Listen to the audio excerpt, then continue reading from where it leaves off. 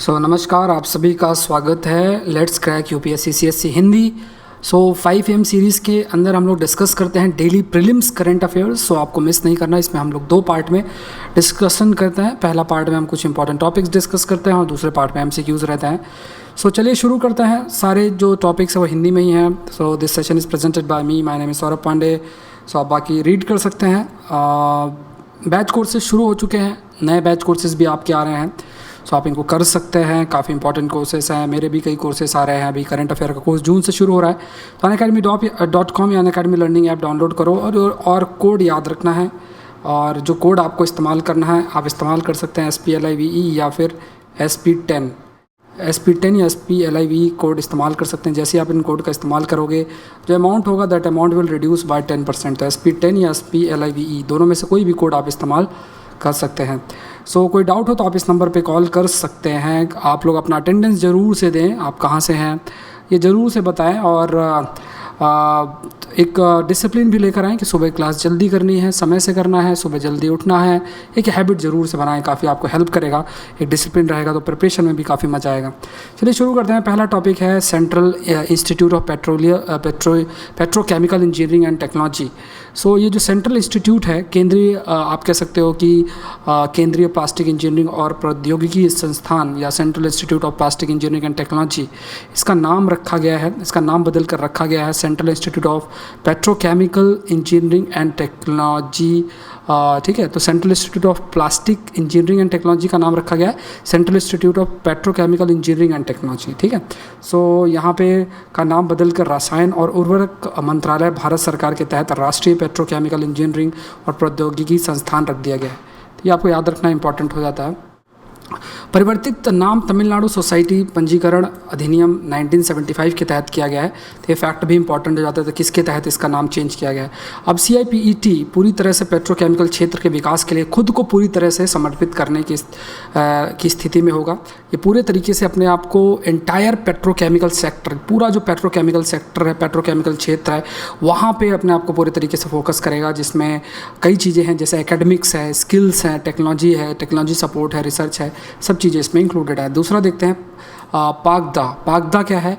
रूस ने पहले पागदा रणनीतिक बॉम्बर का निर्माण किया है। तो ये क्या है, एक स्ट्रेटजिक बॉम्बर है, रणनीतिक बॉम्बर है। ठीक है, पागदा क्या है, लंबी दूरी की विमानन के लिए परिप्रेक्ष्य विमानन परिसर, मतलब prospective aviation complex for long range aviation.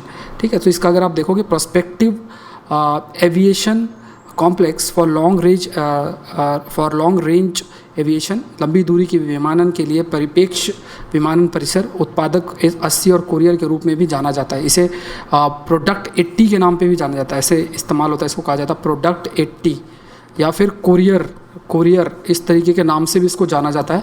तो ये आपको याद रखना है। जो पागदा है, पागदा को उड़ान विंग योजना का उपयोग करके बनाया गया है। मशीन में प्रौद्योगिकी, हम कह सकते हैं कि मशीन जो अलग अलग तरीके की जो प्रौद्योगिकियों और सामग्रियों की सुविधा होगी, जो कि इसकी रडार दृश्यता या स्टेल्थ, मतलब इसको आसानी से डिटेक्ट नहीं किया जा सकता है, ये भी सुविधा है। और दूसरा ये है कि जो विमान सब सोनिक होगा, मतलब इसकी स्पीड साउंड की स्पीड से भी तेज़ हो सकती है। वर्तमान और भविष्य की क्रूज़ मिसाइलों, सटीक बम और हाइपरसोनिक हथियारों को ले जाने में सक्षम होगा। ये नवीनतम संचार और जैमिंग उपकरण के साथ प्रदान किया जाएगा, मतलब इसमें दूसरे जो नेटवर्क्स हैं उनको भी जैम किया जा सकता है। पूरी मशीन की असेंबली 2021 में पूरी होगी। तो आपको ध्यान रखना पागदा क्या है। पागदा रणनीतिक बॉम्बर है, एक प्रकार से आप ये मानो कि एक जहाज़ के रूप में है, जिससे कि जहाँ भी उसका इस्तेमाल करके अलग अलग जगहों पर बॉम्ब गिराए जा सकते हैं। फिर है आपका बेव क्यू क्या है। तो बेव क्यू वर्चुअल क्यू प्रबंधन प्रणाली है, मतलब जैसे जो शराब के ठेके होते हैं या दुकान होती है, लीकर शॉप्स होती हैं, वहाँ पे ये केरला के द्वारा ऐप बनाया गया। तो मतलब क्या है कि वहाँ पे लंबी लंबी जो कतारें लगी होती हैं, उन कतारों को रोकने के लिए क्या है कि लोग इस ऐप को डाउनलोड कर सकते हैं। उन्हें एक वर्चुअल टोकन मिलेगा और जब उनका नंबर आएगा तो उनको मैसेज आ जाएगा कि आपको जाना है, फिर वो जाके खरीद के ला सकते हैं। तो ये लंबी लंबी जो कतारें हैं, जिस वजह से कोरोना फैल सकता है, उसके लिए ये बहुत महत्वपूर्ण है। तो ये आपको याद रखना, बेव क्यू क्या है। ठीक है, इससे कोरोना वायरस लॉकडाउन के दौरान राज्य में शराब की ओवर द काउंटर बिक्री की सुविधाजनक बनाने के लिए एक बड़ा रोल है, और राज्य सरकारें भी इससे पैसा कमा सकती। पंचगव्य क्या है? गुजरात में पंचगव्य से प्राप्त कोविड-19 के लिए आयुर्वेदिक चिकित्सा को क्लिनिकल परीक्षण राजकोट में शुरू हुआ है। इनका आयुर्वेदिक चिकित्सा पंचगव्य एक प्रकार से आप ये मानो कि एक प्रकार से आयुर्वेदिक दवा है, इसका शुरुआत की गई है, क्लिनिकल ट्रायल राजकोट में शुरू की गई है। पंचगव्य चिकित्सा की प्रभावशीलता भारत में सदियों से ज्ञात है। बहुत सारी चीज़ों का इस्तेमाल किया जाता है, जैसे गायों से प्राप्त 5 मुख्य उत्पाद दूध है, मक्खन है, घी है, गोबर है, मूत्र का वेदों में पंचगव्य के रूप में उल्लेख किया गया है और लंबे समय से भारत में उपयोग किया जा रहा है, तो इसे हम पंचगव्य कहते हैं। तो भारत में पहली बार किसी भी आयुर्वेदिक चिकित्सा के क्लिनिकल परीक्षण का अंजाम दिया जाएगा पंचगव्य। तो पंचगव्य क्या है वो आपको याद रखना है। नेक्स्ट जो है वो है डिजिटल समिट ऑन एक्सपोर्ट, निर्यात पर डिजिटल शिखर सम्मेलन। भारतीय उद्योग परिसंघ द्वारा आयोजित EXIM bank of India summit के लिए आप कह सकते हैं कि जो इंस्टीट्यूशनल इसका पार्टनर था, एग्जिम बैंक इसका जो एक्सपोर्ट इंपोर्ट बैंक है इसका इंस्टीट्यूशनल पार्टनर था। जो पीयूष गोयल है, केंद्रीय वाणिज्य उद्योग और रेलवे मंत्री, ने कहा कि विकास का भविष्य उद्योग और निजी क्षेत्र के साथ, जिसमें सरकार की कम भूमिका होगी। मेनली जो ये सेक्टर्स हैं वो खुद अपने आप को मैनेज करेंगे। भारत के निर्यात के बढ़ाने के लिए 3 महत्वपूर्ण तरीकों की पहचान की गई है। मैन्युफैक्चरिंग को विनिर्माण को पुनर्जीवित करना इंपॉर्टेंट है, निर्यात में विविधता लाना है, बहुत सारी डाइवर्सिटी लाना है हमको, नए और अधिक स्वीकार किए जाने वाले बाज़ारों को खोजना है, वर्तमान क्षेत्रों को मजबूत करने के अलावा निर्यात का विविधीकरण हमारी अर्थव्यवस्था के विकास के लिए आवश्यक है। तो ये बहुत इंपॉर्टेंट आपका हो जाता है। प्रश्न देखते हैं, प्रीलिम्स के प्रश्न हमारा दूसरा पार्ट आ जाता है। तो भारतीय पशु चिकित्सा अनुसंधान संस्थान कहाँ पे स्थित है? तो याद रखना है ये बरेली में स्थित है। फैक्चुअल इन्फॉर्मेशन आपको पता होना चाहिए। हाल ही में प्रधानमंत्री ने विद्युत मंत्रालय और नवीनीकरण ऊर्जा है ना मंत्रालय की गतिविधियों के बारे में बैठक की। किस बात पर सहानुभूति नहीं है, मतलब किस बात पर आप कह सकते हो एम्फोसिस नहीं है, आप ऐसे कहो कि जो रिसेंटली जो प्राइम मिनिस्टर मीटिंग हुई थी मिनिस्ट्री ऑफ पावर और ministry of new and renewable energy, तो किन बातों पर एम्फोसाइज नहीं किया गया? तो बिजली क्षेत्र में उपकरण का उपयोग भारत में बने हुए होने चाहिए। बिजली क्षेत्र में जो उपकरण का उपयोग हो वो भारत में बने होने चाहिए, जिससे कि आत्मनिर्भरता बढ़े। कृषि क्षेत्र की संपूर्ण आपूर्ति श्रृंखला के लिए सौर जल पंपों से लेकर विकेंद्रीकृत सौर शीत भंडारणों के लिए संपूर्ण दृष्टिकोण की आवश्यकता है। रूफटॉप सोलर के लिए इनोवेटिव मॉडल और वांछित है कि प्रत्येक राज्य की राजधानी पूरी तरह से रूफटॉप सौर ऊर्जा उत्पादन के माध्यम से सौर शहर होनी चाहिए, सौर शहर बनाने की तरफ मूव करना चाहिए। तो अगर आप इस बात की बात करें तो इस पर एम्फोसाइज नहीं किया गया। तो यहाँ पे ये कहा गया कि जो रूफटॉप सोलर और डिज़ायर्ड मतलब अगर देखोगे तो इनोवेटिव जो मॉडल है रूफटॉप मतलब छत के ऊपर जो सोलर पैनल बनाया जाता है, उसमें हर एक राज्य को एटलीस्ट एक सिटी, ठीक है, या तो कैपिटल है या कोई दूसरे रिनाउंड सिटी हो, तो उससे पूरे तरीके से एक सोलर सिटी बनाने की कोशिश करनी है रूफटॉप सोलर पावर जनरेशन के तहत। ठीक है, तो यहाँ पे रूफटॉप सोलर के लिए इनोवेटिव मॉडल और वांछित है कि प्रत्येक राज्य की राजधानी पूरी तरह से, सिर्फ राजधानी ही नहीं, दूसरे कोई भी स्टेट जो कोई टूरिस्ट स्पॉट है उसको भी चूज़ किया जा सकता है। तो ये स्टेटमेंट आपका गलत हो जाता है। फिर जो है भारत में सिल्लियाँ वेफर सेल और मॉड्यूल के निर्माण, मतलब mainly ingots wafer cell and modules in India, परिस्थितिक तंत्र का विकास जो विभिन्न लाभों के अलावा रोजगार उत्पन्न करने में भी मदद करेंगे। तो ये सब फोकस इसमें आपका किया गया। नेक्स्ट देखते हैं, आपका प्रश्न है ऑपरेशन वार्प सीड क्या है?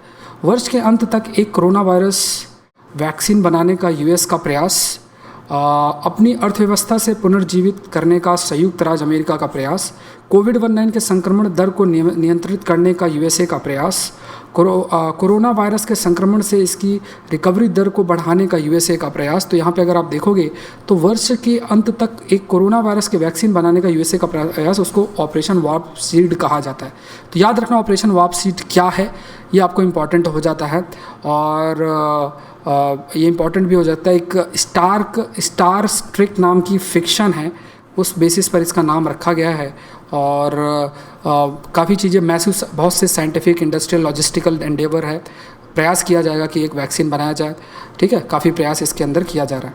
सो ये आपको ध्यान रखना। जो यूरोप का पहला देश है जिसने खुद को कोरोना मुक्त घोषित किया है और 1 जून से इसकी सीमा खुलेंगी, तो ये देश कौन सा है? ये देश है मोंटेनेग्रो। ठीक है, मोंटेनेग्रो जो है इसको हम कहते हैं मोंटेनेग्रो जो है, ये आपको याद रखना है।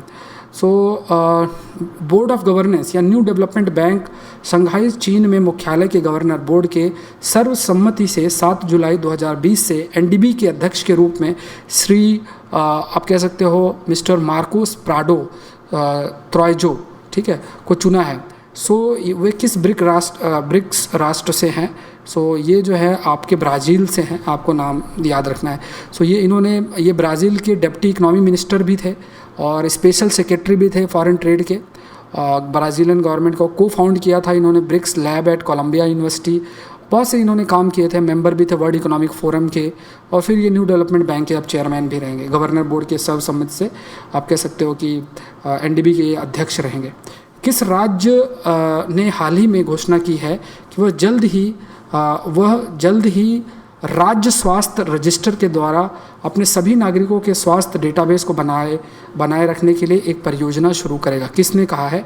सो ये इंपॉर्टेंट हो जाता है। ये किया है आपका कर्नाटका ने ये प्रोजेक्ट किया गया है, जिसके तहत सभी का रजिस्टर रहेगा। तो इसमें 50% पार्टनरशिप प्राइवेट हॉस्पिटल्स की भी इसके अंदर रहेगी। और पहला जो चिक्काबलपुर डिस्ट्रिक्ट है उस पर शुरुआत आपका किया जा रहा। पीएम मोदी ने हाल ही में संसद में 50 साल पूरे करने पर किस देश के प्रधानमंत्री को बधाई दी थी? सो ये आपको ध्यान रखना है। ये बेसिकली श्रीलंका के पीएम ने जो है, प्राइम मिनिस्टर ने कॉन्ग्रेचुलेट किया पीएम महिंदा राजापक्सा को completing 50 years in parliament. Bharat सरकार ने हाल ही में महाराष्ट्र में 450 किलोमीटर के राज्य राजमार्गों और प्रमुख जिला सड़कों को अपग्रेड करने के लिए $177 मिलियन के ऋण पर हस्ताक्षर किस बैंक के साथ किया? ठीक है, तो ये आपका बैंक है एशियाई विकास बैंक की बात करें। सो एशियाई बैंक विकास बैंक या एशिया डेवलपमेंट बैंक कहते हैं। उसका स्थापना 1966 में हुई थी और इसमें लगभग 68 मेंबर्स हैं, ठीक है, और बियॉन्ड एशिया बेस के मेंबर्स हैं।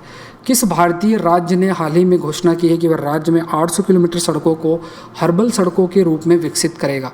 हर्बल सड़कों के रूप में, तो ये उत्तर प्रदेश ने कहा है। तो उन्होंने 800 kilometre road as a herbal road.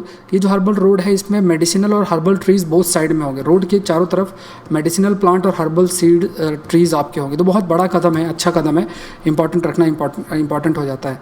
Miao boom reserve forest, ठीक है, मियाओ बूम रिजर्व फॉरेस्ट किस राज्य में है? सो ये भी फैक्चुअल इन्फॉर्मेशन है। ये आपका अरुणाचल प्रदेश में इस समय न्यूज़ में भी था काफ़ी। जिन्होंने 2749 खेलो इंडिया एथलीटों के खातों में प्रत्येक में 30,000 रुपये जमा किया, ठीक है, किसने किया? हु हैज़ डिपॉजिटेड, किसने किया है? तो आपको याद रखना भारतीय खेल प्राधिकरण ने 30,000 रुपये जो खेलो इंडिया एथलीट हैं उनके खातों में ये पैसा जमा किया गया है, ठीक है। सो आज के सेशन में इतना ही। हमने बहुत से टॉपिक डिस्कस किया। आई होप ये आपके लिए हेल्पफुल रहा होगा। आप लाइक जरूर करें, शेयर जरूर करें और let's crack UPSC CSC Hindi को जरूर से सब्सक्राइब करें। Thank you everyone and let's crack it.